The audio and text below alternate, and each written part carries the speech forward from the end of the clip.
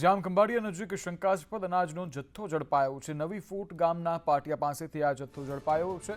4500 kilo સરકારી અનાજનો જથ્થો ઝડપાયો છે। અંદાજે 3000 કિલો જેટલા ચોખાનો જથ્થો છે, ત્યારે 1500 કિલો ઘઉંનો જથ્થો પણ જપ્ત કરાયો છે। જથ્થો ક્યાંથી આવ્યો છે, કોનો છે, તે બાબતે હાલ તપાસ હાથ ધરવામાં આવી છે।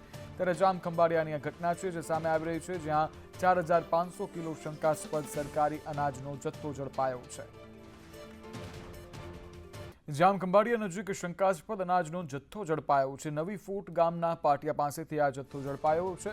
4500 કિલો સરકારી અનાજનો જથ્થો ઝડપાયો છે। અંદાજે 3000 કિલો જેટલા ચોખાનો જથ્થો છે, ત્યારે 1500 કિલો ઘઉંનો જથ્થો પણ જપ્ત કરાયો છે। જથ્થો ક્યાંથી આવ્યો છે, કોનો છે, તે બાબતે હાલ તપાસ હાથ ધરવામાં આવી છે।